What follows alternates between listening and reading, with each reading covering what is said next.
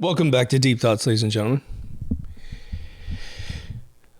So you know that I have discussed the threats of AI and how AI could be used for, I guess, 8 years now.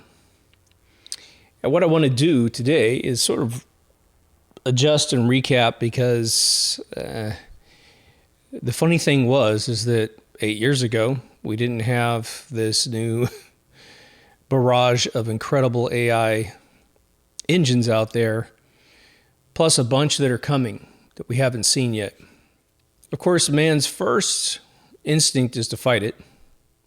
And as I said in the episode where I covered sort of AI art, and my buddy calling me, who has one of the most established careers in Hollywood as a lead designer of the movies he's worked on, are in the top 10 grossing movies of world history.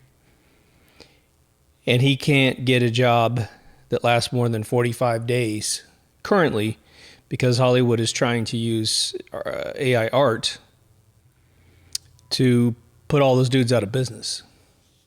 I'm happy to say that after using AI art generators now ad nauseum to recreate my thumbnails with my face removed from them, or to get the kind of generic, boring thumbnails out of there so you can kind of see what the episode's about, plus a byline on there. I've definitely understood more about the limitations of that engine, although it is utterly phenomenal. Just DALL-E, D-A-L-L-E. And again, I can't afford $1 million worth of handcrafted thumbnails, which would be the minimum cost for that sort of expenditure. But it's good to get in and figure out what it does so you have an educated opinion. It's sort of like hating any new technology and not knowing what you're talking about. Without a creative mind, even the AI doesn't know what to do. You have to steer the AI, you have to reject concepts, but sometimes it'll hit it out of the park sometimes. But it's still based on things that I have told it to do. I'm still entering the concepts. I'm still guiding it. I'll put in the episode name, a parenthesis, and I will explain in a paragraph. Generally, the concept I'm trying to establish in the image, and then guiding it through what should be happening in the thumbnail. This is not automatic. And so I think that a lot of the quote-unquote scabs, they're going to put the professionals out of business. One, you're going to be able to sense the reduction in ingenuity, but in the end, it will catch up. They will simply modify things to catch up. But those people will go back into business. It'll just be different. And again, Hollywood is scared to death of copyright issues. And so after they generate the images where normally human beings would imagine things, they have human beings come in and redraw sort of the final concepts so that they own it lock, stock, and barrel. But that's hardly the major pie of what we're going to be talking about today. My uncle, who taught me, my gosh, how to program back in 1981 when I was like 12 years old. I think I was 11 still. It was the summer of 1981. He taught me quantum physics. He taught me martial arts. He taught me all kinds of stuff. Crazy, amazing dude. He started working for a subsidiary of a very heavy government agency. And he would come home with these stories by 1983, 82. But he told me that we were reading license plates from space by 1982. License plates from space, and you still have a blurry image of your backyard in the third decade of the 21st century. Now, part of that could be a liability if you're laying out naked in your backyard. You can't have Google taking pictures of boobies and having it so you can zoom right in, and then all of a sudden someone's privacy is completely compromised. So maybe that's the reason why they hold off a little bit. Even in a city, you can't do it because someone's got a penthouse. Someone has some privacy somewhere. The other one he told me was that they had figured out by probably 84 how to read your mail, handwritten mail, with scanners. Even if you trifold your letter to grandma and have 4 or 5 pages trifolded, they could read the addresses on the envelopes, which was already handwritten with no knowledge of how the script was actually chronologically generated, although I'm sure it was tracing and figuring that out. But supposedly the scanning technology was capable of basically x-raying your letter and deciphering the ink on various levels and figuring out what you were saying. But the third one he told me was something that has stuck with me my entire life, and it's a very simple example, which today is no big deal. But in the early 80s, it was like, what? Yeah. Hand recognition in an envelope is, for me, quite frankly, an amazing accomplishment. But the third one was that AI had gotten to a point where you could give it a probability question. And I think the example he gave me was that you have sort of an intersection on a major highway where it's kind of slowing down. It could be a fork, right?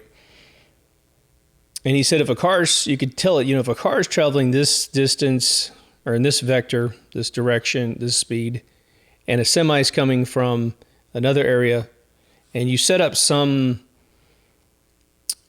situation where maybe someone isn't paying attention. I'm not sure how you tell a computer about that. Maybe there's ice or weather or something. And he said that if you ask it, will the semi hit the car? These were the word he used meant more to me than any other word out there. And it may not mean as much to you, but he said the computer will come back and say probably. And that's just probability and statistics, but it's looking at all of the different vectors of all the objects, the circumstances, the friction of the ground, the weight of the semi, the weight of the car, maybe the average aptitude of the drivers. Pretty impressive. Now, conceptually, I could definitely see high school students being able to create a program to generate that same outcome if you knew that was the outcome that you were going for. Would it most likely hit the car? You could write a little program back in basic days and get that to come out. But the fact that this was being generated with an artificial intelligence neural net in the mid 80s, when I have no idea what the computer megahertz were like for the government. We were resting on maybe 5 to 15 megahertz in microcomputers, meaning like Commodores and VIC-20s. The VIC-20, I think, was a 5 megahertz computer, I think. Or excuse me. Yeah, no, I think megahertz, I think is right. But even if they had 100 megahertz, that'd be extremely fast, plus memory, plus all this other stuff. Now, when I was in the database industry, the way it worked was I got a job working at a company that had made a piece of software that could talk to all the back ends. So you program your front end in what they call a 4th generation language, or 4GL. C++ is 3GL, assembly is 2GL, and binary is the first G, right? First generation of talking to a computer. And so you could write a program in the 4GL, and it would compile down partially to a 3GL, but then you could talk to all these back ends. But I became very quickly the senior tech that was doing tech support for these database programmers. Now, I had already worked and moved my way up through the company that invented TurboTax. I started out in tech support in October, and I was in engineering by December, and I was handling my own product within 6 months of that because I knew how to program really, really young. So I can tell you that the difference between tech support for a tax product where someone is literally asking me, where's the any key? That's a real thing. I had multiple calls. Well, it says push the any key. Where's the any key? They thought that, when CDs came out, they literally thought it was a tray for their drink. People saying the mouse was never going to take off. Yelling and screaming at me, I need command equivalents to everything. Funny. But when I got into the corporate database SQL back-end stuff, now I got clients talking in Oracle and Sybase and Ingress and all kinds of legacy back-end stuff. My clients were Gateway Computers. They were Los Alamos Labs. Now, if you've seen Oppenheimer, you can appreciate what happens at Los Alamos. I was taking numerous calls. I had NORAD would call. At least these gentlemen were identifying themselves as this. And here they're trying to get tech support on how to use our product, but they can't tell me what they're actually trying to do. So we always had to talk in a fake project. In some cases with Los Alamos Labs, they were talking to me continuously about a fake product, Pretend I got a bookstore, that kind of thing. Obviously, they're not programming a bookstore at Los Alamos Labs. The reason why I bring that up, one is to sort of give you an idea of how far back, and that was like 1991, how far back my career goes in working with these advanced technologies. But I remember the guy telling me in 1991 that he had a gigabyte drive, and it was causing an issue with trying to write files to the system, which was way out of our sort of responsibility. But I remember asking him, I said, "You have a gigabyte drive?" And he says, "Yes." Now remember, right now we've got computers maybe the company has an 80 megabyte drive.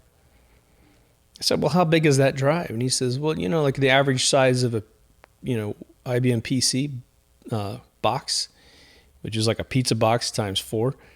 He said, "It's about that big." I'm like, "Oh my God," That gives you a little bit of gauge of how far in advance just a basic lab worker would be programming for these very clandestine organizations, right? So as I hear people say, because we have a knee-jerk reaction, we say, well, the government's 50 years ahead, the government's 100 years ahead. What we have to realize is that in some cases is very, very true. I mean, if you look at the secret space shuttle, the little miniature space shuttle they keep sending up, which has all this secret stuff in it, that thing looks like a piece of crap, But what's inside might be actually really interesting. I think it's safe to say that different divisions have different levels of advanced technology. I think our aviation is at anti-gravity, 100%. I think that, again, Tic Tacs and gimbals are American-generated products. I mean, I say America probably loosely because there's probably some other weird shadow government that's actually paying for that stuff. We are amazed about the SR-71, and that thing was decommissioned in '89. The second we saw it, a Mach 3.5 vehicle, it was decommissioned in 1989, right? I woke up to its maiden voyage out of, I think, Port Hueneme or whatever it was. I heard the sonic boom. I was like, whoa. And 59 minutes later, it's in New York. That's crazy. That's decommissioned technology. And we're supposed to assume, some people assume that it doesn't go much further than that. But you have Aurora projects where it's supposed to be, you'll have things like Mach 14. Well, I don't have any problem believing Mach 14, but what is 8,000 miles an hour in a split second and then stopping on a dime? It's way more powerful of a technology than just simply going fast. We are being given artificial intelligence now. Chat GPT is the number one contender right now. It was an open source, open AI organization. Microsoft has bought at least 70% plus of the organization, so it's pretty much a Microsoft product.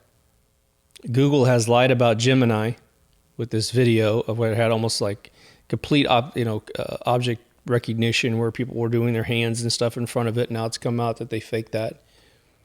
It's really bad to fake things to the public because then trust goes down. The Aesop fable, the boy who called wolf, right? Elon Musk says he has one that's coming out. But the later and later that these AIs come out, the more and more regulations are stepping up to the plate. The EU just debuted a kind of a guideline for censoring AI because they have to be extremely careful, right? A lot of you know about the project where they took a lot of the moon photographs and put it through AI and said, "Are these real?" And they said, the AI goes, "Absolutely not." Now, what you don't know, maybe unless you've watched all my episodes, is that Hollywood professionals also took those moon photos, put it through their software to figure out how many light sources were on each one of the photographs, because that's a post-processing standard that is used in Hollywood to reverse engineer the set off a photograph. And they were saying, there's at least 5 separate light sources. Not only does it know there's up to 5 in some of the photographs, but they know exactly where they are, how many feet back they are, and how many lumens are coming at the actual targets. They never ever thought this would ever come to bite them in the ass, but it's here now, which is why, unless they wipe us all out, they're going to have to admit at some point, yeah, we faked it. Okay. But AI. Gemini and the X platform is going to have to hurry up and fill up their coffers with the library technology, with the library database, before these regulations come down. I'll give you an instance. When Chat GPT or the GPT engine went out to figure out how to program, they sent it a website called GitHub, GITHUB.com. What that is, if you're not an engineer, it's a repository for the world. You can develop a product and you can use the cloud to store each version of your code. The beautiful thing is the government can always watch what you're doing. They can raid those databases if they didn't set it up themselves, and they'll literally know every line of code you're writing. So if you're writing something really mean or you're trying to create heavy encryption, they'll know how to crack your stuff instantaneously because they'll have your code, your source code. Your only way around that is to buy software where you can, like Perforce or something, put it in the bowels of your company and then lock that down so it doesn't touch the internet. And it always has to go in behind a door. I mean, literally, these computers are not only in these IT rooms, but they're physically locked down. You can't physically get near the computer unless you have multiple key cards, maybe even some turnkeys. That'd be the only way you can get out of it. But the second you defeat the supercomputers of the intelligence agencies, you will have black suits on your door faster than you can possibly imagine. And there are international laws, as well as national laws, that you will have broken that you didn't even know existed. My good friend that I mentioned in one of my last episodes, who was an Alphabet Agency programmer who programmed the AI that's inside of the Star Wars platform that is in space and in a lot of products that can be ejected into space very quickly, meaning you could deploy a big heavy aircraft that's got a rocket in its belly.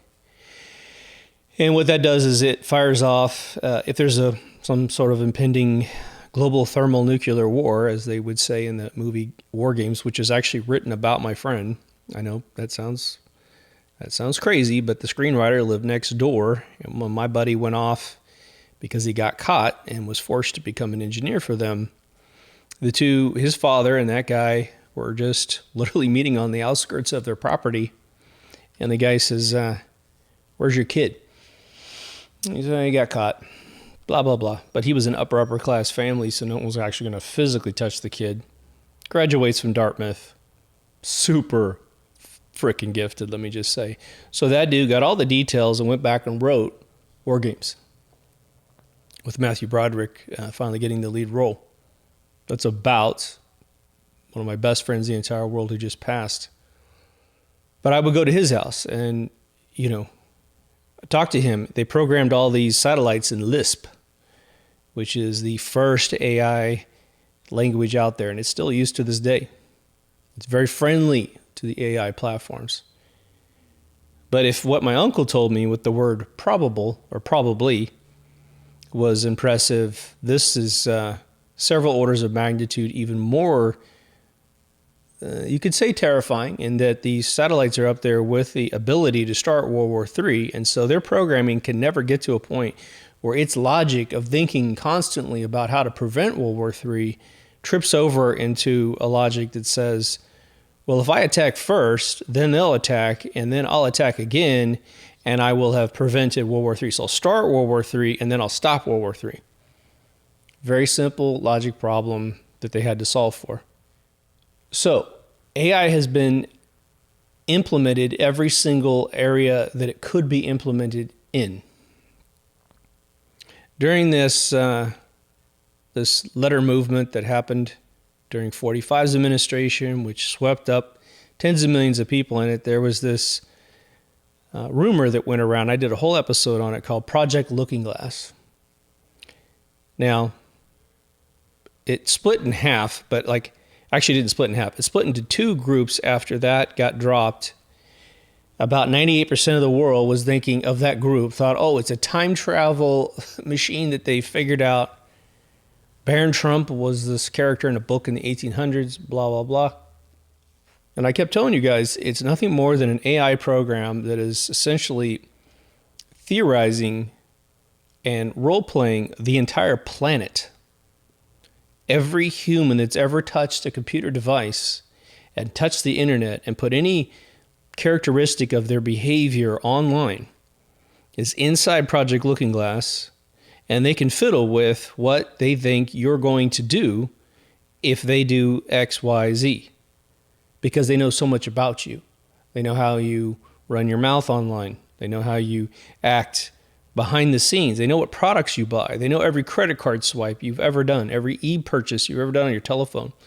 The only way to have completely kept out of that database is not only to pay for absolutely everything in your life with cash, but to never let anyone else vouch for your purchases in an electronic way, where you're being identified as purchasing a particular thing.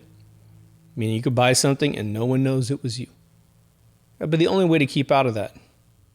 So Project Looking Glass is probably a GPT type engine to nearly infinite levels of magnitude up, to the very maximum probability and analysis mathematics that could be derived from the data. Meaning there's no theory that is missing from that database about your behavior versus their actions. So you wonder why there's factions in the world that are constantly trying to lead the kids into this lunacy, trying to lead the adults that are gullible with low IQs and low vibrations into a bunch of agendas, because what is happening with that segment, if you bite off on any of that stuff, they'll know if you have a neuroses about being poor, even though you're stinking rich in a $5 million house, but your brain thinks you're poor. You might be a 45-year-old guy, but you act online like a 12-year-old girl. They know all this.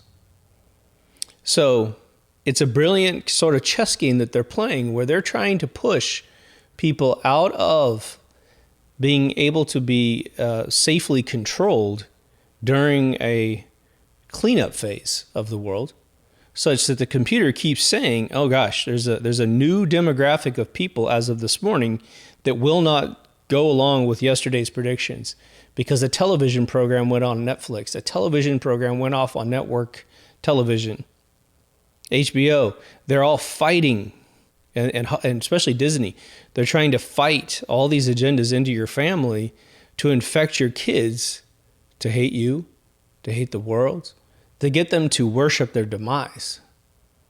So imagine Project Looking Glass can figure it all out, but the data keeps coming back worse and worse and worse as they keep publishing all this stuff.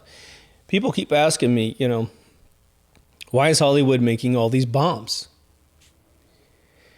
Well, it's a financial bomb, but it's being underwritten by countries that want us to die, like China. China is at war with the United States. It is. On every conceivable level they can, from metric tons of fentanyl being pushed onto the streets, plus the new drug dealers that are willing to cut fentanyl into everything and kill people. I mean, these people have no concept of a soul, no concept of a God. But they also pay for the film industry. They pay for the TikTok replacement of Twitter, right? So they don't care that Twitter got bought by Elon Musk. They have pushed all their algorithms into TikTok. And because Twitter was never really known for video, it kind of had it. It definitely got popular towards the end, and it was a great manipulation mechanism. It's over there in TikTok now. I got guys that don't really pay attention to my show. They think they understand what I do, and they just keep telling me over and over, man, you got to get on TikTok. You got to make little tiny videos, put on TikTok. And they don't understand the game that they're playing. They don't understand the cesspool they're swimming in. And it's so subtle. It's so incredibly subtle. They used to do it with television shows like Cheers, where they would make Ted Danson, Mr. Malone's character, teach you that getting married was for suckers. As much as they will have a couple episodes out of 100 that kind of try to juice up, marriage is actually okay. Norm doesn't hate his wife as much. Still, Norm's always at the bar, always making fun of his wife. Always making it look fun to never have a family, to never procreate. because that was the agenda in the first place. It's not the first show to do it, but it's one of the most popular shows in the 80s. It absolutely controlled the narratives of homes. I think my personal family, my mother and father, had those agendas not been pushed on television and movies, would probably have weathered through what eventually broke them apart. Now, I had said in one of my last episodes where I talked about this, I can't remember exactly which name it was, that what you want to do at this point, and I now believe this even more wholeheartedly now, is that you want to get very close to your enemy. You need to understand what GPT can do through the chat interface API. You need to figure it out. Now, I've had a few folks tell me, again, that, oh, GPT is not that smart. And it's like, well, it's all in the person's brain that uses it. If you're just chatting into it nonchalantly, you don't really take time to explain things, you're going to get crap in, crap out. But once you sit down and understand how much you can say in that little chat field, you can get anything out that it knows. And it is so far, for the human mind, it has obviously an inexhaustible amount of data. You will never be able to put in your brain what it has in its brain.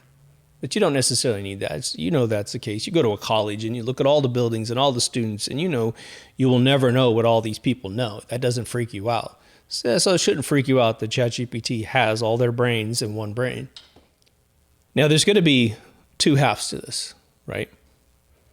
There's going to be what Gemini from Google is gearing towards, which is, I think, a lot more important than people think if they can get what they have faked in a demo to work. And I think that that's just the way it works. Someone just created this video internally as a goal, as a demonstration of their goals for Gemini, and some idiot thought it was smart to publish it on the internet before those capabilities were actually finalized. And so now they look like giant liars. They'll get it. Don't worry. Okay. But let me give you two major differences, because there's a whole wing of AI that's for you and me, a reference database of inexhaustible solutions. Again, I am programming in the most advanced version of Kotlin language for Android mobile devices. If I ask my question properly, I can get literally cut and paste code out of this browser and put it right into my code. Now, I take the time to understand what it's doing so that the next time I just write it myself or copy and paste a copy of it, whatever, redress it for whatever I'm doing.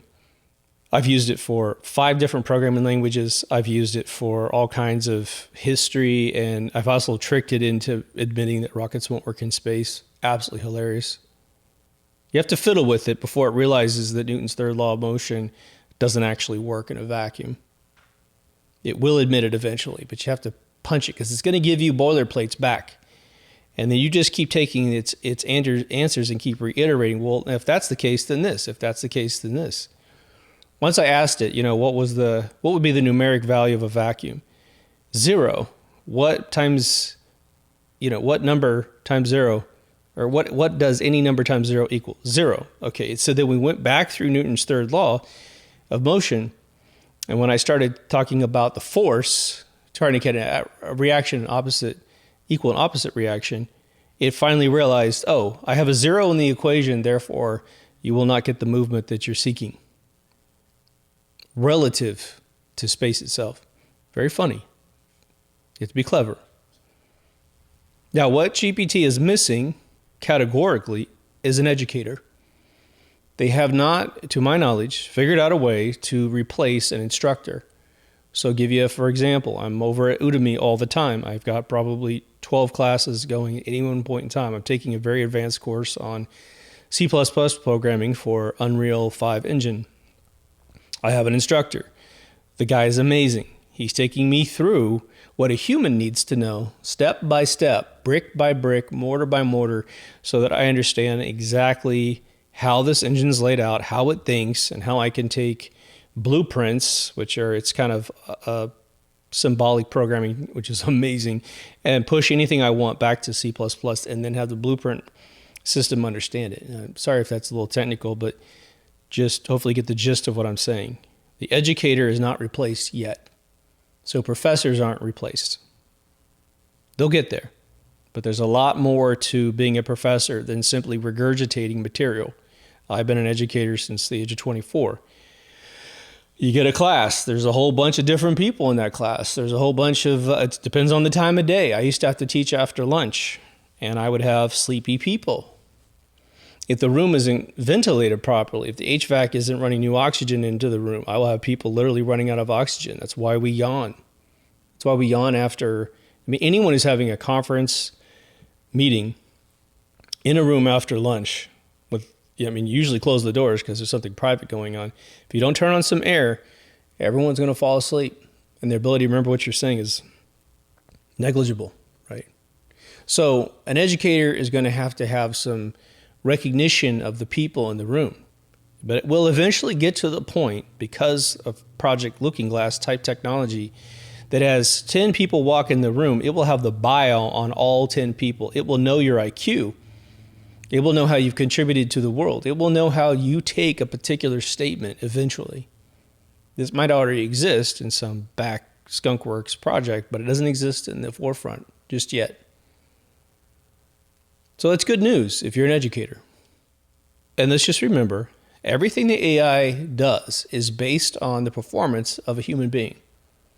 So all this AI art wouldn't exist if artists didn't exist before the AI. It has studied millions and millions and millions of pieces of art trying to figure it out. So what's the other hemisphere? Because I just told you, the GPT is sort of this repository of fact that you can get stuff out of. And when I say fact, I mean like coding. Coding can't be full of propaganda, because if it were, it wouldn't work, right? I can't tell you 1 + 1 is 3 when it's not. It just won't work anymore. So that's pretty much solid black and white information over there, which is great. Can't hurt you. You just build your brain. Why not build your brain? It's generally free. Now, Chat GPT has, before I move over to this other hemisphere, I want to make a distinction here.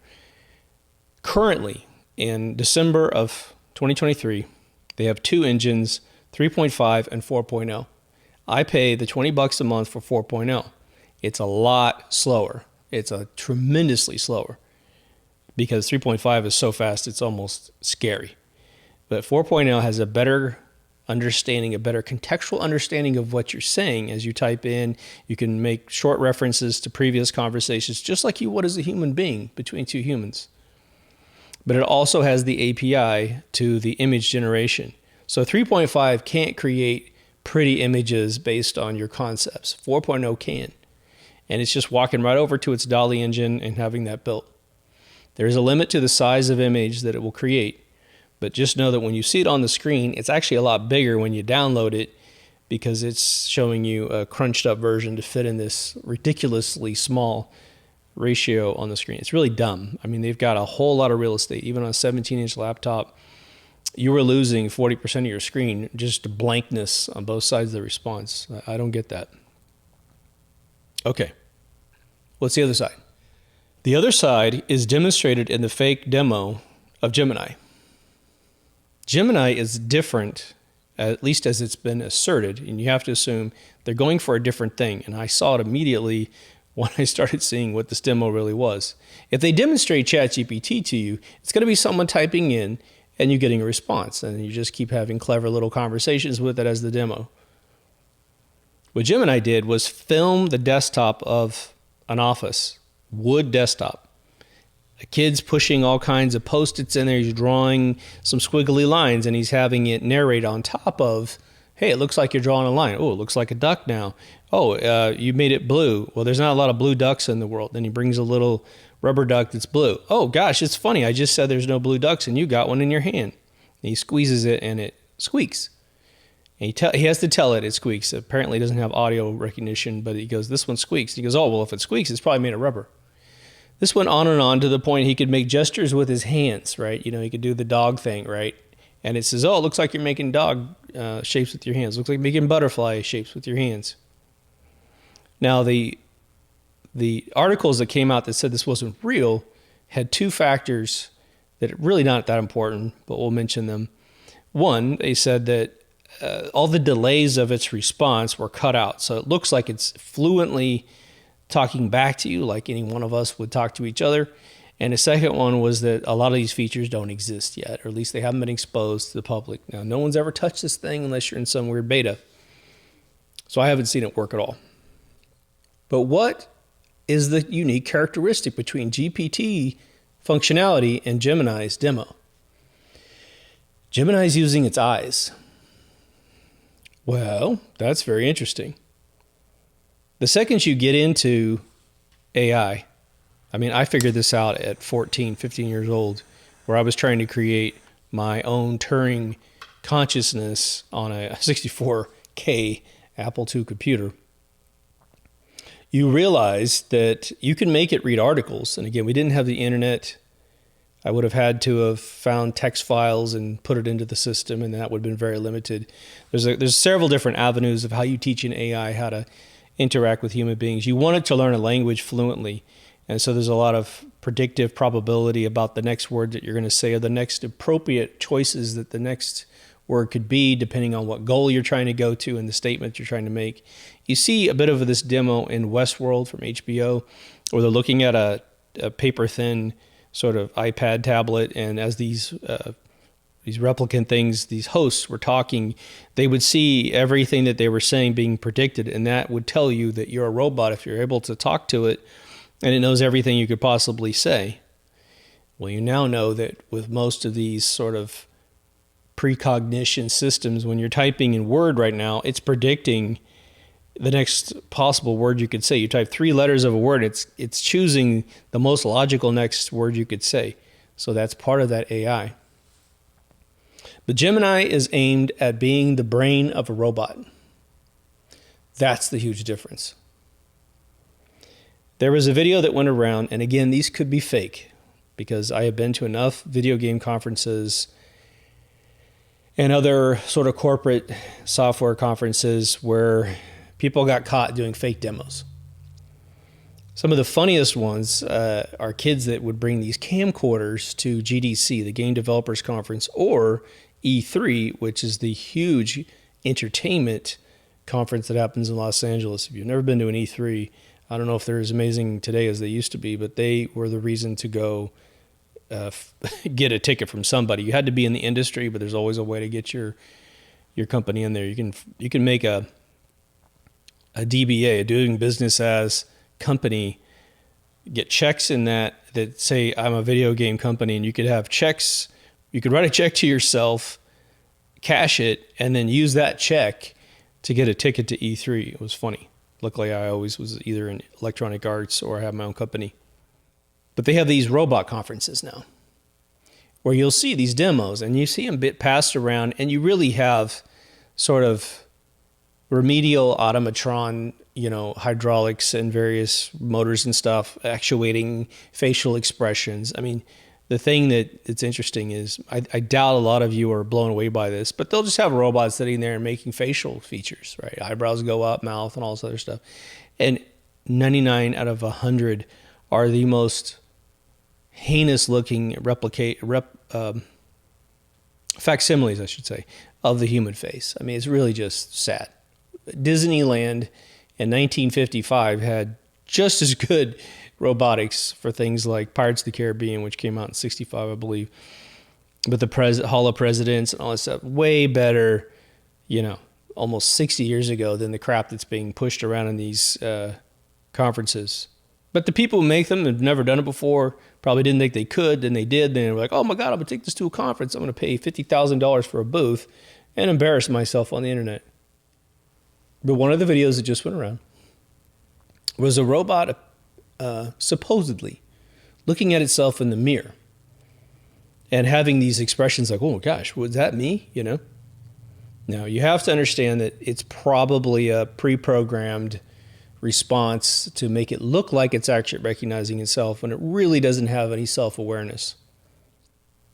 So imagine in probably 10 years, if we don't get wiped out again, GPT will become ubiquitous as a sort of data bank for a robot. I think it'll take another 10 years at least before, one, they can make a robot that can fit in your house, that's affordable, that's got an energy supply that is way beyond anything that we have today. in terms of what we are actually have access to. But it'll be a Gemini engine that actually makes it capable of moving around your house and actually having an engine to take in all of the objects in the room and understand their purpose and how to interact with them and what the usefulness is based on a current situation, meaning maybe the TV's up too loud, or maybe there's a boiling pot of water that's been sitting there for 10 minutes with nothing in it. There's a fire, there's whatever. And it will be able to assess all of that information and respond to it accordingly. But what are these demos doing at these conferences?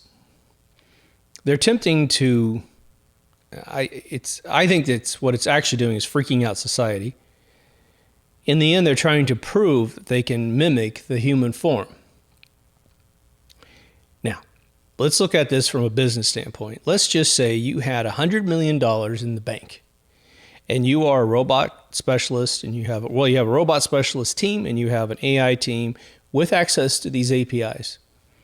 First, you have Chat GPT to have a conversation about things. You've got the Gemini engine to handle interacting with the world, looking at their own hands and going, oh, that's me, The robotics group is going to work on sort of making sure that this robot doesn't kill somebody, doesn't crush a coffee mug, that it actually has some sensors in its fingertips, can figure out pounds per square inch, all those sort of mechanical necessities of a robot.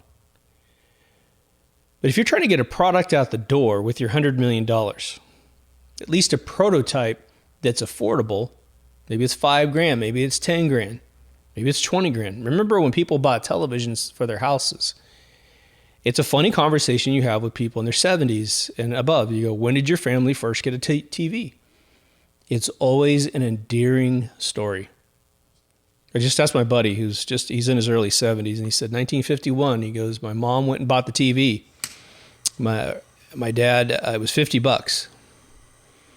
And he said his dad came home and his dad was livid, but of course he warmed up to it very quickly. But the guy was making, I think, $50 a month. So imagine that, take your whole salary and maybe it was $40 a month or something like that. It was a whole month's salary and maybe a little bit of change. But now let's say that your robotics and AI team get together to start mimicking the human face. But you're a CFO, you're a chief financial officer. And you understand what the hell you're trying to do here. We're trying to get a product out the door so this company doesn't fold. And he walks in and sees this demo. The dude's going to go, what the F are we doing, wasting our time with facial expressions that lift the eyebrows and mimic all kinds of expressions, being happy, being sad, all this kind of stuff, when you don't have a robot yet that you can just push into a room and have it be of assistance to the human occupants of that living quarters, that domicile, right? They don't care about that yet. And the funny thing is, with all of these conferences, it seems to be 100% emulation of the human form and not the business of making sure a robot can actually do anything useful. Now, how many of you saw C-3PO, the beautiful golden robot from Star Wars, and had any problem with the fact his face didn't have any expressions? I've never heard anybody complain about it. But now, how useful is C-3PO? Hell, how useful is the trash can, R2-D2? Pretty useful. But C-3PO, he had hands, man. He could grab stuff. He could talk on a little mic. He had McCain arms, right? You don't need that stuff to get what you need out of robots. And I think the first company that continues to move forward with the robotic form, with a Gemini type system, whether or not Gemini is actually the one that makes it work, who knows? I'm willing to bet that there's fully programmed robot AI that is capable of doing what we needed to do. A bit more like District 9 type robots, Chappie robots. The movie Creator had tremendous examples of it. Why would they make a face emulate human form? To simply make humans feel more comfortable with the robot itself. If you haven't seen the movie Creator, Just came out this summer, this fall. The sad thing is it's out of the theaters. The super sad thing was I went to see it twice. One of the theaters I saw, sound system was amazing. You have to see this movie with a bitchin' sound system because it is probably 30% of the movie's punch is the bass and the acoustics of this movie. That's a little side note for you. But what happened in this movie, and this doesn't spoil anything at all. This won't even really tell you what the movie's about. But they had 2 stages in robots that the public saw. These more chappy type robots where they had basically heads that looked nothing like human beings, which my friend Sid Mead, he made very elegant robots, and he had a policy. He said that robots in the future will not have human heads. They'll have this sort of wild shaped curve. You look at any Sid Mead's art and you see a sort of a big sort of metal character. Look at the head, and if the head isn't a human head, then that's Sid telling you that's a robot. And he made them elegant and beautiful, and he basically said, we need a distinguishing attribute about these beings so that they don't get confused with humans. It's sort of, you're on that side, we're on this side, and it's illegal to come in looking like the President of the United States and faking that you're that person. But in Creator, they have those District 9 type robots, and then they tried to juice it up and made a business of selling the likeness of your face. You could, and now with AI, it's kind of a silly notion that human beings would make money off of selling their actual likeness, because AI can generate anything. It can. Right now, when agencies want to fake people and government documents, passports, whatever, they have systems that will just generate them infinitely, and you can't tell a difference. But that was to make them more acceptable to the public. And of course, in the movie, it was indistinguishable in the face, but in order to make sure that you still knew it was a robot in this Creator Jap anime world, it's not an anime movie, but it's shot like one. It's really brilliant. If you're an anime fan, this movie will tickle your senses, because you'll see, CG rendered scenes that you have seen in a bunch of animated movies of Japanese origin. It's extremely well done. But what they did was they cut a cylinder out right around the ears. It was probably about a 3-inch gap, and it's a cylinder, and you can see all the way through the head. So even though you had, in this fictional world, human being type looking robots, you still had this big hole in the head, and so you knew that was not a human being. It'll be interesting to see if we, as a predictive programming model, go through those exact same evolutions. I think we probably will. But here is the thing that I have said on point, and I've alluded to it several times in different episodes, but here's the thing that you need to keep. Well, you need to put it in your brain right now. And I mean this like Paul Revere riding on a horse saying, the British are coming, the British are coming. The rate of acceleration in this technology is exponential, and the curve is now going straight up. When an exponential curve goes straight up, what do you measure at that point? The only thing you do is you measure the vector growth of each iteration of time. And we could just say yearly, but it's going up so fast at this point, it's actually probably quarterly. So 4 times a year, we could take a temperature of how fast this technology is growing. Now with GPT, the back end from OpenAI, they are going in increments of educating it of the last several months of information. So when I first started using Chat GPT 4, I was a little shocked to find out that it had capped its knowledge at November 2022. And I'm using this thing in about May 2023. That seemed like forever for me, because I'm in technology where documentation is vital. And when they release a new feature, it won't know about the new feature. But it just recently updated to early this year. So that's going to continue.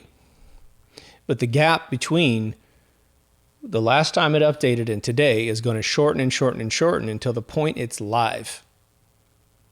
Now, it takes a long time for them to scrape data. That's the only reason why the gap is so large. But once they get enough servers live and they find out where their bread is buttered, right, they're going to say, okay, GitHub works in two ways. This place where it learns how to code. They told the Chat GPT engine, get into GitHub and figure out how to code in all the languages on planet Earth by looking at humans that have posted their code on that system. Now, there's what we have access to and what the intelligence agencies have access to. We have limited, they have infinite. They have everything that's on there, and we have what we call public repositories. If you use ChatGPT in a public manner, meaning everything that you check in is immediately available to the public, I believe to this day it's free. But the second you have a company where you don't want your code out there for the world to see, you have to pay for the repository, and then it's secret. You have it to your employees, everyone has a login, they add you to the account and all this other stuff so you could see it. So imagine that's still a great place. Imagine public code is still a fantastic place to find out how to code. They'll just line up all these servers until they overwhelm the system without creating almost a DDoS attack without trying, where they're logging in so much that there's an issue. They need to do I think they have done a deal with GitHub now, because GitHub was complaining that the strain on their servers was incredible. But every AI that comes up, the X1, Gemini, they're all going to have to grab that same source of code. So you could have someone actually, as an agency, grab a complete copy of it, put it on a back server, and now everyone else hits the back server. Or they can just ship you a copy of what's out there. Here's the April 2023 copy of GitHub. Boom. Enjoy yourself. The big question is, how's it going to affect the average man? Meaning mankind, ladies. Well, I don't think it's a big stretch for you to envision the robots we're talking about, your C-3POs out there with a Gemini engine completely in version 1, meaning it can do your laundry for you. You could see that being a huge problem, but that's going to be a while before that actually arrives. But take your average fast food restaurant. They've already tested this, right? They've already done this, a couple different experiments around the world. Your average McDonald's, your human flesh company, right? Go look it up if you have any problem with that statement. Well, you can build machines that just basically find the burger in the data, in the storage container, and they bring it out and they heat it up, and it's absolutely perfect. They put all the ingredients on, absolutely perfect. By the time you get it out of the machine, it's perfect. It actually looks more like the photo than at any time in the history of your life. You don't have any problems talking to a human being that doesn't speak your native country language, having an issue, someone having an attitude. You just order it on your app. Maybe you speak it into a speaker, no touch of any kind. You have a transaction where it takes your credits, and there's just a window where it pops out and you can get it out of there yourself. That will be coming a lot sooner than I think people think.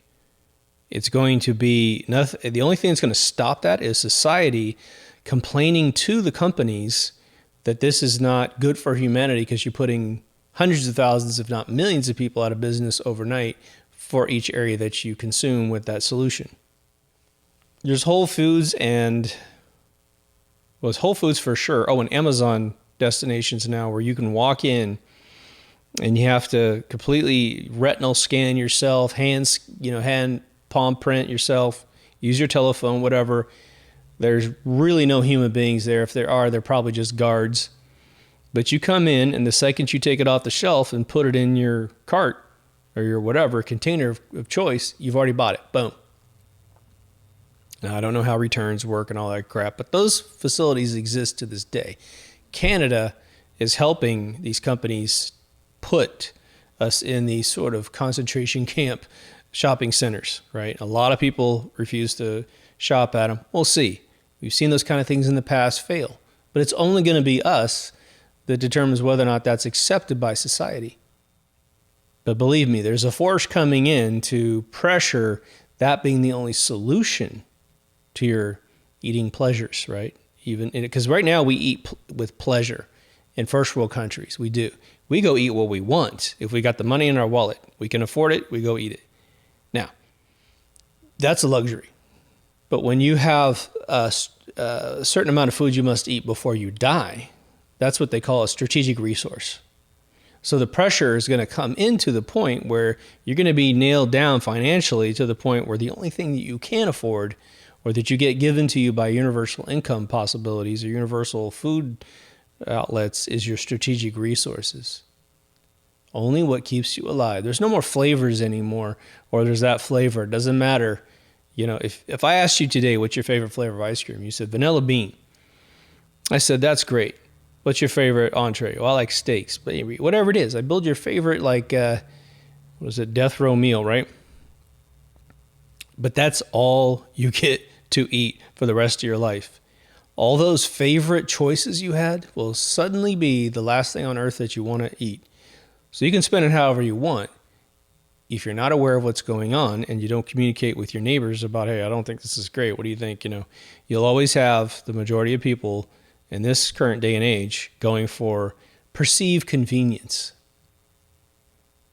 It's going to be made possible by artificial intelligence. Now, the big concern is that if you have a job that is based on rules, say accounting, you're an accountant. Well, there's accountants that keep books, like controllers that go between companies and keep it all balanced, get the receipts, put them in a database. Then you have sort of tax accountants. All of that's based on rules. Look at what Intuit TurboTax has done to America, at least. I don't know if it even exists in Europe. You guys should let me know. But you just get an interview process, something that I harvested out of the employees at the last second. I gave it the name Easy Step. Isn't that funny? Personally, I had a guy chase me from Southern California to Northern California. We met out in front of a fountain or something at the Marriott Hotel in San Jose, California. And he was like, you got to tell me what you were designing because you didn't leave any documentation behind. And I just laid it all out, and the dude didn't forget a word. It's pretty funny. Everyone had the idea, and tax preparation software and DOS had this interview process for years. But those jobs are going to be some of the very first jobs that disappear. And it might come through an advertisement on your television. It might come through advertisement on your mobile device if you don't watch television. Hey, man, do you want a bulletproof accountant that's 100% accountable, knows all the tax laws? What tax return guy knows all the tax laws? I can tell you right now, zero. The dude that helped found, which was SoftView was the company's name. Macatax was the original name of the product before it turned into TurboTax, which was just a name swap for the technology. This guy named Glenn, I'll just give him that name. It's his real name. He knew so much about the IRS tax code that the IRS had a hotline to him to figure out how to resolve issues for giant problems. But he's the guy that knew the most about the tax code of any human being I've ever met on planet Earth. But now, that unbelievable capability of his to know that much tax code, the IRS is calling him. It's no big deal anymore. Of course, it's going to be a while before companies take the leap and put themselves on liability of that. Now, I'm just going to give you this as an example. With our tax software back in the day, there was always the question, what if we get a calculation wrong in one of the forms? Well, the attorneys would come in and say, look, this is a tool to solve your tax return issues, right? If you are ultimately responsible for checking all the calculations and making sure that your deductions are right, we're simply trying to help you. It's sort of a smarmy way of getting out of the liability of misleading people because, come on, it's not like that's an easy one. You'd have to be literally a tax accountant to audit your own stuff, right? Anyway, that's going to be sort of the legal policy for each one of these solutions that starts invading your business world, your personal finance world. So just keep that in mind. At no point will you absolve yourself, indemnify yourself from the responsibility of the outcome of using any one of these tools. So no matter what anybody tells you, it's BS if they say, that they're taking on all the liability. It would literally have to be your government saying. But they'll still find a way to say it was your fault, you misinformed the software, therefore you get this penalty or whatever. Educators, we talked about this earlier. Well, there has been some evolutions in education. When I was working on my high definition 3D LED theaters, we had a company come in and said, hey, what do you think about, what could you do for schools? And so I went off and thought about it, and I said, okay, here's what we could do. And this is really aimed at like disadvantaged areas of the world. But now imagine you got a professor, or a human being professor, and he or she is literally one of the best educators on planet Earth, just like these online classes where the educator's really good. A lot of them aren't. We film them with 3D cameras in a setting. We make a set. There's no tables or chairs or anything. We film them up against a sexy wall of a whiteboard or whatever they need. And they teach their entire class in front of an 3D camera. Then what we do is we post-process all that to make it look even better, color correct it, whatever. But we can also add 3D elements inside the video. So if they say, here's the hydrogen molecule, and all of a sudden it's like this cool 3D molecule that's hovering over the professor's hand. They're not seeing it, but they know it's going to be there when they need it. And they could just make it up while they're teaching, as long as they understand the technology and how we post-process things. Once we post-process the movie of the class, can you imagine walking into a class, and this is made 3D merely to make the adaptability better. You could sit in a chair, wear your passive 3D glasses, which when you use LED technology, the nits that come out of these, which is the LED version of lumens, it's so bright that the glasses are almost completely transparent. And now you have a 3D professor in front of your face with the most amazing reference material going on, and you sit and watch the class. You can do this at home if you had the screen, and we can obviously press it into 2D if they need it. But the idea is it's the finest hour of that professor. Then the way the professor gets paid for the rest of their life is every single time that class is broadcast, they get some money. So you could actually become a great educator and retire the second you can film the subjects that you know how to teach.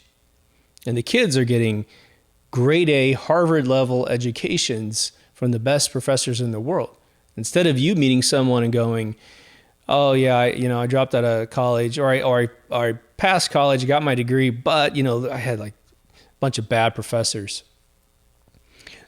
And I'll just say this as a digression. I used to hate bad professors, man.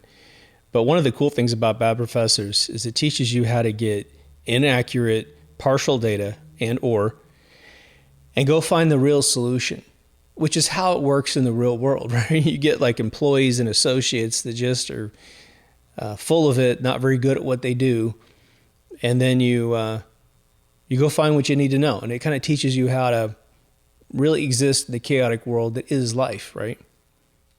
But here's the trouble that's coming on the horizon. So that was my solution for the question in 2016, 2017, when we were getting bombarded by people, right? About how this technology could be used in their industry. Now imagine now that CG can make the professor. Artificial intelligence voices, well, they can take the script and read it perfectly.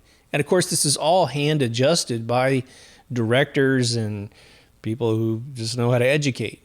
And they'll, if the language got weird or something, they could rerun the language, they could re-render the professor until it's perfect. Now you cut the human being completely out of it, but it's based on a great professor. So now imagine you're a professor at a prestigious college or a good college, or you're a crappy college, but you're a great professor. And sometimes they film your lectures. And now that's being used as a basis to put you out of business. Engineering. So there's different types of engineering, right? There's software engineers, there's mechanical engineers, electrical engineers. I'll say this. To the degree that the engineering division that a person's in is more black and white, more cut and dry, and I'll surprise you, it's not software. Software, okay, if you're writing a to-do list app for your phone, yeah, you can just say, give me a to-do list app, and it'll go bloop, there you go. What color do you want it? It'll be done in 2 seconds. But once you have an industrial ISO 9000 plus factory floor, and you have a pipeline that's extremely custom, you're going to be talking to that AI for years before you're going to get what you want out of it. I don't mean years literally, but potentially as you develop your understanding of your own business. So there's going to be a lot of human interaction to make a complex piece of like business software. It's going to go fast though. As soon as you can utter it out of your mouth and it understands and you use the right syllables, it's going to figure it out and you're going to be done with that part of your app. But humans are flawed, so it's going to be a lot of patchwork. But now let me give you an example of where what you might perceive as an irreplaceable engineer being replaced in microseconds. And that's a pun, actually. Take a Boeing engineer. Could be even a skunk's work engineer. And you tell an AI, once you teach it aerodynamics, once you teach it what's possible with jet engines, and you got a whole other group using AI to figure out how to make a turbine run even hotter, better, or way more advanced technology, sort of an electromagnetic engine.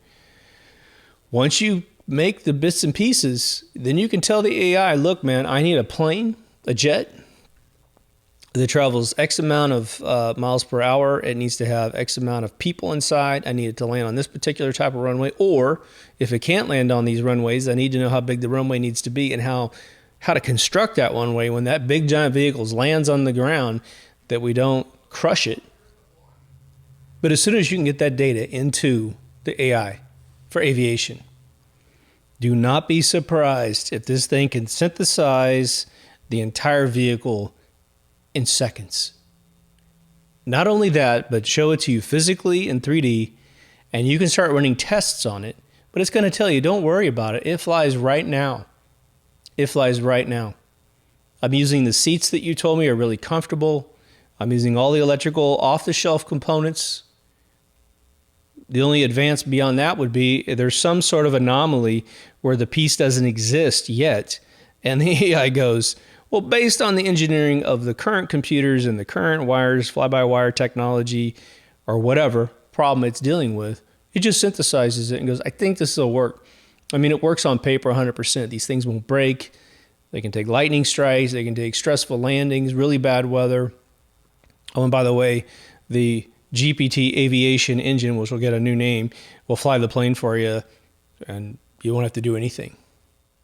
I mean, I don't know why we're not flying by wire from literally takeoff to landing, considering that nearly every single plane crash since the 80s has been pilot error, right?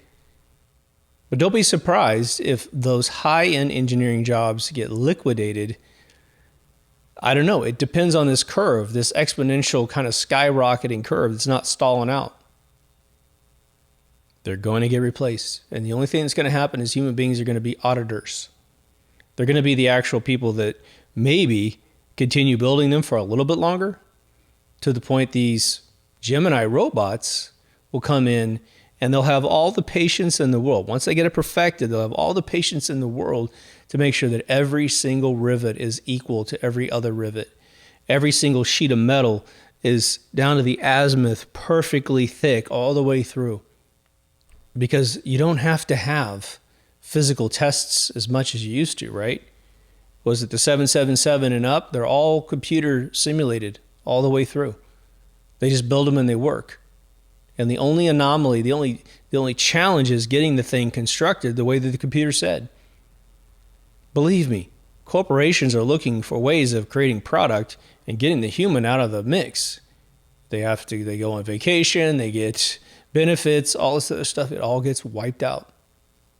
And this has been in twilight zones, I think as early as the early 60s, maybe even 59, where they were dramatizing replacing an entire factory.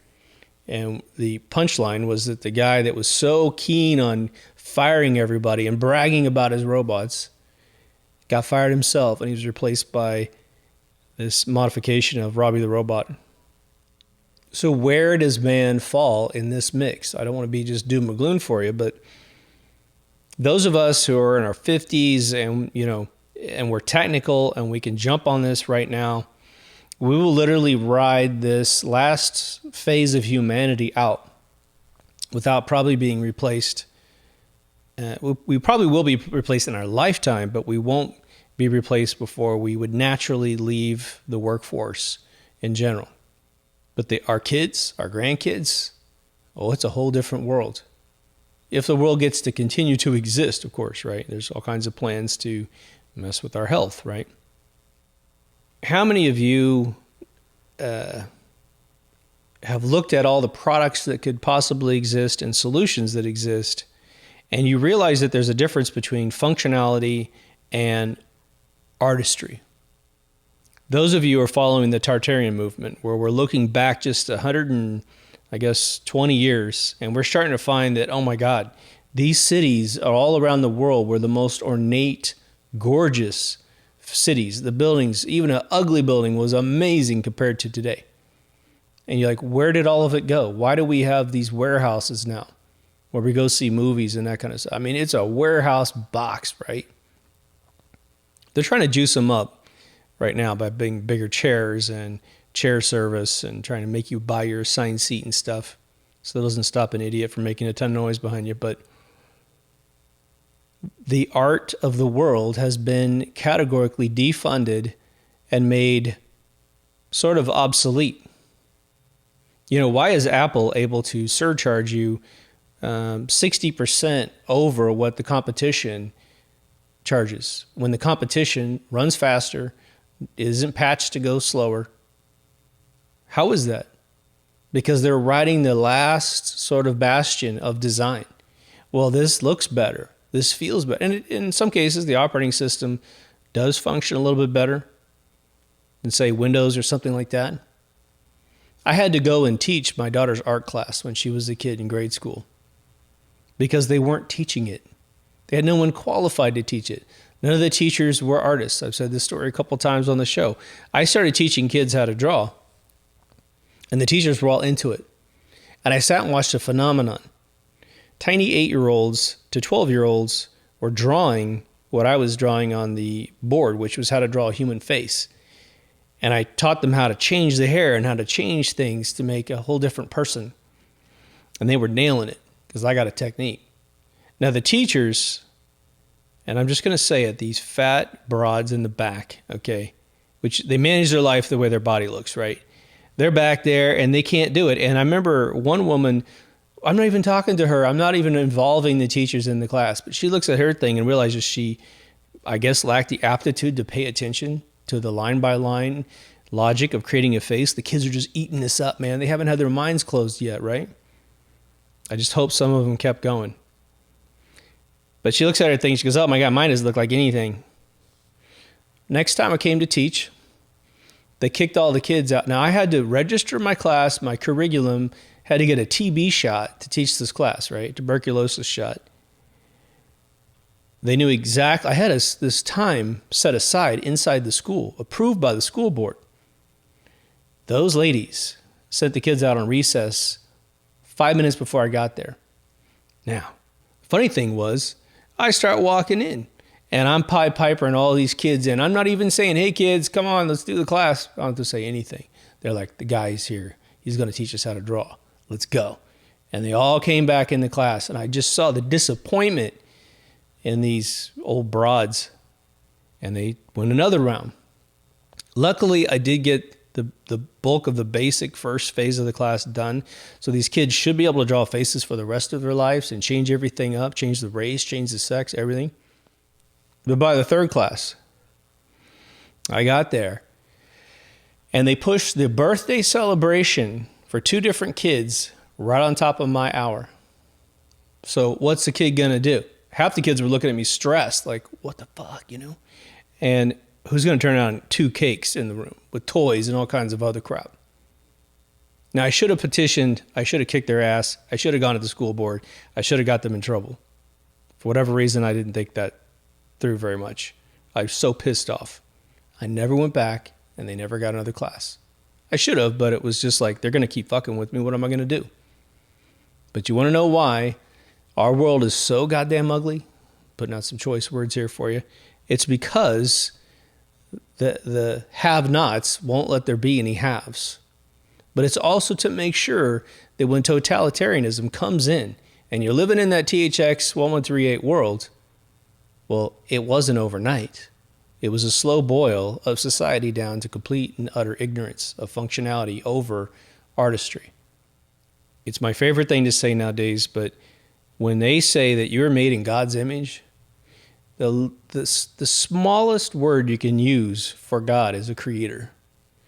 We are creators. That's the image they're talking about. It ain't he's got 5 fingers and all this other stuff. Don't worry about it, Mormons. It's your creator. You will never feel more satisfied and amazing than when you use your form to create anything in this world. Anything. A piece of wood that you carve. You can carve a soap bar and feel amazing. You can write a piece of poetry. You can be creative in a technical way. Sometimes I write the most pretty code in the world. I look at it and go, wow, that's really pretty. Creators, it's the gift from God is that creation is everywhere, in every category of everything. You probably stacked sticks when you were a kid and looked at the stacked sticks and you go, look at that, man. I did that. I stacked that. Remember we just took dirt when we were kids and we made a pyramid, a mud pie or whatever? It felt amazing because you created something. AI is going to usurp the ownership of creativity through these engines, but only because man doesn't do anything anymore. Why are these guys in Hollywood getting paid so much money? Because they're the last dying breed of kids who didn't have some addiction to maybe video games or other things to pull them away from learning a trade skill, right? Trade skills are the only skills in the entire world. Everything else is BS. Now, eventually, this is going to seem maybe like a bit of a stretch, but now you ever notice that, I'm sure every guy that's listening to me knows this, but there's supercars and there's regular cars. And then there's sort of the cars in between. The more poor you are, the more you get a functional vehicle. The more wealthy you get, you sort of, before you get super duper sort of Bill Gates rich, you're not quite going to buy the Lamborghini, right? You're going to maybe get a Mercedes or a BMW, but you're upgrading from the car that is nothing more than A to B vehicle, right? Cars are the worst investments on planet Earth. It's just the truth, right? And they're designed to suck you dry no matter what you buy. But when a car is 15, 20 grand, you don't care. You just wad it up and throw it away and get yourself a new one. It shouldn't be like that, but I think that's the way it is. But now, there are exotic cars out there that when men at least look at them, I think we get them because we think women also have the same experience that we have. We're just more loud about it. You look at a certain design of a car and you're like, oh my gosh, that is just the most gorgeous shape for my brain. And there's a method to it, right? There's a reason why Lamborghini is selling like hotcakes around the world. It's almost getting to the point where that car, any one of the cars they make is kind of like, yeah, whatever. Seems like every kid owns one now. It's like the Corvette used to be really cool, and now it's just this over-designed, weird thing that just means old man. Doesn't matter how young you are, you're driving an old man car. But let's say, I don't think this is going to be the case, but let's just say there's still a place for artistry after AI takes everything over. Let's say they don't keep destroying the sense of art. I do think art for some people doesn't exist, and that's what we call what Steve Jobs, I think very accurately said, but the difference between he and Bill Gates was that he had style. He was born with it. Bill Gates doesn't have style, will never know it, and he wasn't born with it. I think we can easily say that's a very true statement. But there's a group of people out there that get it. Doesn't mean you have to like everything he likes, but you have your own version of style. I don't think it would be more than a year if you took AI and pointed it at style and simply said, traditionally over time, these shapes of a car, of a piece of clothing, of a house, of a plane, or whatever it is, a coffee mug, television set, these have sold better to people who are more wealthy, who are more discerning about style than any other shape that's out there. So why don't you learn the shapes, AI? Learn all of the negative space. Learn how it flows from front to back. Try to understand how the mind is actually digesting this. It will never know what the soul is doing to appreciate something, but it will algorithmically predict I would say, sufficient design to make you go ooh and ah eventually. But will AI ever become a dirty word? I think everybody knows the answer to that. Nobody knows right now what's coming. And there's different analogies. There's probably two different analogies I'll give you. There's AI knowledge and capability in a very functional sense, like writing your code for you and getting apps written and maybe engineering a plane. And then there's the artistic side of it. The artistic side it's going to get old fast because that's what we do with society. We're moving so quickly through patterns and trends. Believe me, what's cool today will be, that's that AI stuff, right? The jump in technology to create sort of the Dali image, like I've said before, this is like caveman who's maybe just mastered the wheel and fire creation, having someone pull up in a UFO, walk out the door with a key and goes, that thing will take you anywhere you want in space and time. Just go in and tell it wherever you want to go. Even though you're a caveman, you can't understand it. That's what it can do. See you later. That's the jump in AI created art that's happened in the last 24 months. It's nothing shy of that. It's unbelievable. Still makes a few mistakes. I actually got a piece of art to come out today where a kid was sitting like me, like this, and his head was going the other way, which really reveals a little bit of its technique because it's not using perfect 3D models. There'd be no point where a head would be rotated 180 degrees back if it wasn't sewing this thing together in stages. That was very weird to see that. But obviously the dirty word's going to come around when it starts taking jobs away in the tens of thousands. And somehow, and believe me, every single day, these things we don't normally talk about, which is why this show has value to you, trust me, they're hoping that we don't have any communication with each other. They're hoping that social media has destroyed your ability to communicate with another human being outside of a hostile exchange about being triggered with something absolutely irrelevant to your life, right? They want you to be sort of bashful about starting a conversation with another human being because what you get online with all these sort of keyboard warriors, right? You think that's going to happen. You Pavlovianly think that's going to happen in your real life, so you don't talk to anybody. When it's not the case. You have inflection of your voice when you talk, and you can be calm about disagreeing with something, and everyone's cool with it. It's going to go in stages. They're going to push it as far as they can. Look at like gasoline prices or petrol prices in Europe. What do? They push it to a level that is just shy of a revolution within a country. You get all pissed off. You talk about it. And of course, they'll put it up. Like what in the United States, they almost pushed it to 3 times the amount of money that it was 4 years ago. And then they pull it back half of that, and you get stuck with this giant increase in cash, another 100%. $3 gas is now $6 gas. And you're like, oh, well, at least it's not $9. Wow. We are an instrument, and they are playing us like fools. And again, the more low vibration that we get, the more they get what they want. You wonder, I said this in my alien episode, you wonder why a documentary will go and talk to people who have had extraordinary circumstances happen in their life, and there's barely an interview about those circumstances. They're publishing a program on TV that makes you believe that subject has been covered ad nauseum, right? Well, I already saw the doc. Don't talk to me about anything else. But in the end, if you go, okay, hypothetically, if I put a gun to your head and asked you one millimeter of depth in a conversation beyond what you saw in that documentary, would you have a response for me? Or would you concede you never learned anything from that documentary, except that this extraordinary event was claimed to have occurred and you have no follow-up? But the people who were there are being interviewed and no hard questions, all softball questions, carrying a narrative forward, right? That's your world. So you owe it to yourself to have these conversations with everybody you can. They're interesting. They're fun. You can start them off fun. I do 3D modeling for interior designers. So they have an idea. There's a property there most of the time, and we're going to change it.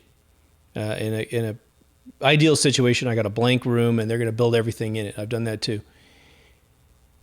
But I took one of the designers, and I put her in front of a computer, and I said, have you seen this generate artwork?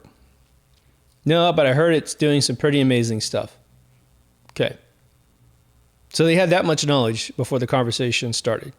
I said, well, take the property that you just assigned me here. Why don't you give me whatever terms might, create a design for what you're going for?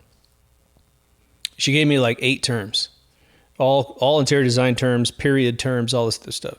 Hit return. 10 seconds later, an image pops up. The first thing out of her mouth was WTF, all spoken out, right? Literally in shock at what we were looking at. So we rebaked this image probably 6 times, just constantly changing it, constantly upgrading it. And we're seeing like this almost 70s mall with a craftsman twist to it. We wanted a big round window in it. And it's blowing out and it's Southern California. We said Southern California coastal. I put the word warm in there. And it was making the sun just barely setting that magic hour. So everything's gold and cool. It's got the reflections off the window. It has all of the furniture properly specified for that period, like real chairs that really exist in the world. You could actually buy them and specify them. All the interiors of these rooms were all full of all kinds of cool stuff. We even took one living room and said, acid trip. It was amazing. I'll put it in the video. It is going to replace designers to an extent, right? So these housewives or people that want to redo a property are going to simply learn how to, there's going to be an interface made, okay, that basically has all these as drop downs. You're going to fire that into the interface and you're going to get back all kinds of potential possibilities. And then you can hand that to an architect and say, this is the way I want it to look, go. And the architect, which is not necessarily a creative, doesn't necessarily have a creative division, or they're not creative themselves, pow, they know exactly what board and bat to put on the outside, what chairs to specify, what colors to use. They can put it in their 3D software, bake it back to the client, and the client goes, make it happen, make it so, and boom, the designers are cut out. And that's a $1 billion industry just flushed down the drain. So what can the designers do? The designers can get ahead of the curve. They can be the ones that go into the engines and figure out the possibilities. Still get paid for specifying and finding the furniture. That's one of the toughest things. You can see furniture that you like, and it's like, hey, lady, this is a classic 50s chair that you saw in your rendering. This thing's like $2,000 a pop because they don't make them anymore. We can have them knocked off. Hope we don't get caught by the people on the copyright for it. But designers know how to find the next equivalent thing that still matches the finishes and all this other stuff. But any designer that ignores this capability for 2024, if they are still in business by 2025, it'll be a little bit of a miracle. And every single year that goes by, it's going to be exponentially more likely that they're going to be completely wiped out of the industry. And it won't be that a human being wouldn't do a better job and think about things being combined that haven't been combined. But if you tell Chat GPT to combine 2 things that never been combined, it'll figure it out. And hey, it's only 10 seconds if you need another iteration on the image. These are real issues of December 2023, okay? So take a look at what you do for a living. If you're saying, oh, I know a bunch of academia, I know a bunch of black and white stuff. I'm not a creative person, but I'm going to stay in business because I'm an engineer. I'm a scientist. I'm this, I'm that. Well, you better be the difference there between simulation and reality. Maybe if you're a chemist and you're really doing things that just take sheer trial and error, and they can't build a bunch of robots to build arrays of mixtures to make sure they can find every possible thing that can happen. I was working for Folding at Home at Stanford University in 2000. We're folding proteins, okay, with algorithms to figure out how to create protein blockers to stop protein diseases from killing people. I didn't write the algorithm or anything like that, but this dude, Dr. Panja, he figured it out. He figured out how to simulate something that folds at 2 times the speed of light in a computer. Okay. So that's a long time ago. That's like a whole millennia ago when it comes to computers and artificial intelligence. We have, he has this, it was the array of computers. You could put this product on your computer. It was running in PlayStations too, to run overnight and simulate all this stuff, to just borrow from everyone else's computer power. Okay, that's cool. But with AI, you could probably cut it way, way short just by doing it smarter. Just teach the AI what you're trying to do and what indications you're looking for before and after folds to see if the fold actually happened properly. So you're going to want to find a niche if you're young, especially. And again, if you have kids, you need to be passing this on to kids, right? If you're in your 40s or 50s and you're watching me all the time, but you got kids or grandkids, they have no concept of the meteorite that's coming at their lives. And so it's not like they're not going to find their way in the world potentially, but do you want the system to help them find their way? That's like following lemmings off the side of a mountain. I know they really don't do that, but let's just keep the metaphor there. I don't think the system is really trying to help human beings at this point. We could change that, but we'll have to change our thinking. We're going to have to come from low vibration to high vibration. And while we're there, we're going to have all the faculties and all the facts on the tip of our tongue to make sure that we don't get liquidated as human beings. You got the head of the World Bank basically making a video saying human beings should just cease to exist, or at least be brought down to a tiny reservoir just to simply enjoy the spoils of robots. I mean, what could the World Bank finance? I don't know. Geez, everything you could possibly imagine. And once you really know who they are, it's like, Prince Philip said in his 1990 memoir that if he could be reincarnated, he would come back as a virus and wipe away 99% of the world. Sounds like a very level-headed guy that has your best interest at heart. And I'm sure he's the only guy at that level that believes the exact same thing, right? Got a lot of property in the ocean, I want to tell you. So anyway, I wanted to touch base with this subject matter. I am investigating this daily. So I'm looking for debuting technologies, claims versus reality. I'm using the technology in an artistic way, and I'm using it in a scientific way to generate all kinds of different levels of coding. It never ceases to blow my mind every single day that I use it for a particular solution. There's no day I don't go to bed going, oh my God, this is unbelievable. And I've been highly technical my entire life, highly artistic my entire life. And if I haven't done it personally, I have been fortunate in my life to be surrounded by the best artists and the best thinkers on this planet. And I'm still with my jaw on the ground half the time. So if that's my biggest caution to you, is like, this is for real, and this is here. I don't know if that's what Elon Musk was talking about when he put out that little wimpy statement where he said, I've seen AI that, terrifies me, but he never said what it was. I mean, what kind of asshole does that, right? Tell us what you saw, bro. Could be this, why he couldn't articulate it one step further. And again, keep the narrative going, but don't explain anything, right? That's that formula right in your face. Anyway. Hope you enjoyed the episode. Let me know what you're thinking. Let me know what your experiences are with AI. Don't tell me Chat GPT is stupid, because that's the only thing it's going to do is remove all doubt about yourself. It is not stupid. If you haven't been to deepthoughtsradio.com, please go. Everything's up there. To the Patreon and PayPal folks, thank you so much. You make it happen. Take care of yourself and someone else, and I'll see you in the next Deep Thoughts. Over and out.